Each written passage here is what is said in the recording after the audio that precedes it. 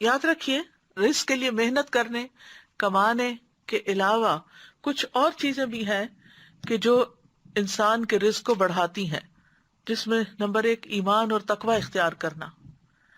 وَمَن يَتَّقِ اللَّهَ يَجْعَل لَّهُ مَخْرَجًا وَيَرْزُقْهُ مِنْ حَيْثُ لَا يَحْتَسِبُ. جو اللہ کا تقوی اختیار کرے گا اللہ اس کے لیے مشکلات سے نکلنے کا راستہ بنا دے گا. اللہ اس کو وہاں سے رزق دے گا جہاں سے وہ گمان بھی نہیں رکھتا. پھر اسی طرح ایمان اور عمل صالح کرنے والے سے اللہ کا وعدہ ہے کہ وہ اس کو رزق عطا کرے گا. ابن عباس سے اس آیت کا مطلب پوچھا گیا، من عمل صالحا من ذکر او انثى وهو مؤمن فلنحيينه حیاتا طیبہ. جو بھی نیک عمل کرے، مرد ہو یا عورت ہو اور وہ مومن ہو، تو یقیناً ہم اسے ضرور زندگی بخشیں گے، پاکیزہ زندگی، اور یقیناً ہم انہیں ان کا اجر ضرور بدلے میں دیں گے. تو انہوں نے کہا حیات طیبہ سے مراد حلال رزق ہے، کہ ایسے لوگوں کو اللہ تعالیٰ حلال رزق عطا کرے گا. پھر یہ ہے کہ رزق کمانے کے ساتھ ساتھ عبادت کے لیے وقت نکالنا چاہیے، ورنہ فرمایا ابن آدم مجھ سے دور نہ ہو ورنہ میں تیرے دل کو فقر سے اور تیرے ہاتھ کو شغل سے بھر دوں گا. یعنی کام کبھی ختم نہیں ہوگے، عبادت کے لیے بھی وقت نکالو. پھر فرائض کی ادائیگی، پھر اللہ کی اطاعت کرنا. حدیث میں آتا ہے رزق کی تلاش میں میانہ روی اختیار کرو، کہیں ایسا نہ ہو کہ رزق کا مؤخر ہونا تمہیں اس بات پر اکسا دے کہ تم اللہ کی نافرمانیاں کر کے اس کی تلاش میں پڑ جاؤ. یاد رکھو جو کچھ اللہ کے پاس ہے وہ اس کی اطاعت کر کے ہی حاصل کیا جا سکتا ہے. یعنی صرف دنیا کی طرف ہی توجہ نہ ہو بلکہ اللہ کی اطاعت کو بھی نہ بھولو. یاد رکھیں شروع میں ہم نے کہا تھا نا کہ رزق سے مراد صرف کھانا پینا ہی نہیں ہے بلکہ باقی چیزیں بھی ہیں. پھر اسی طرح نیکی کے کام کرنا، شکر گزار بننا نعمتوں کو بڑھا دیتا ہے.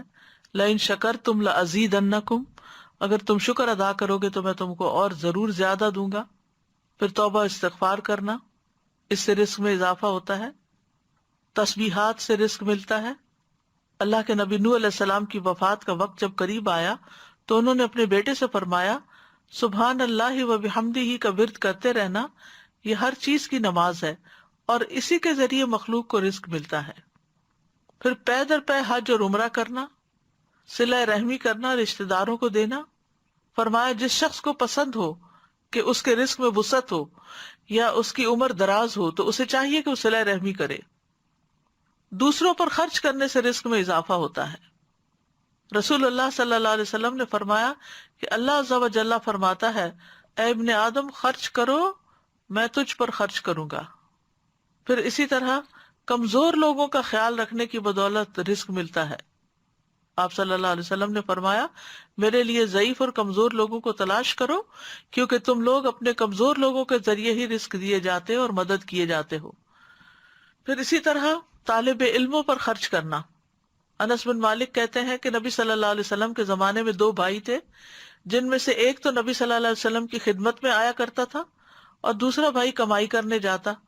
چنانچہ کمانے والے نے دوسرے بھائی کے بارے میں آپ صلی اللہ علیہ وسلم سے شکایت کی. آپ نے فرمایا کہ شاید تم اسی کی وجہ سے رزق دیے جاتے ہو، یعنی تمہیں جو مل رہا ہے اس لیے مل رہا ہے کہ تم آگے اس پر اپنے بھائی پر خرچ کرتے ہو. اسی طرح رزق بڑھانے کے اسباب میں سے صبح صبح کام کرنا، پھر خرید و فروخت میں سچ بولنا. 3 لوگوں کا رزق اللہ کے ذمہ ہے، یعنی کہ اللہ تعالیٰ ضامن ہے اگر وہ زندہ ہے تو ان کو رزق دے اور ان کو کافی دے دے اور مر جائے تو جنت میں داخل کرے. وہ کون لوگ ہیں؟ وہ شخص جس نے اپنے گھر میں داخل ہو کر سلام کیا، جس نے اپنے گھر داخل ہو کر سلام کیا تو اللہ اس کا ضامن ہے. اور وہ شخص جو مسجد کی طرف نکلا اللہ اس کا بھی ضامن ہے. اور وہ شخص جو جہاد میں گیا اللہ اس کا بھی ضامن ہے. اسی طرح 4 چیزیں رزق لاتی ہیں: رات کا قیام، سحری کے وقت کثرت سے استغفار کرنا، صدقہ کرتے رہنا، دن کے پہلے اور آخری حصے میں اللہ کا ذکر کرنا.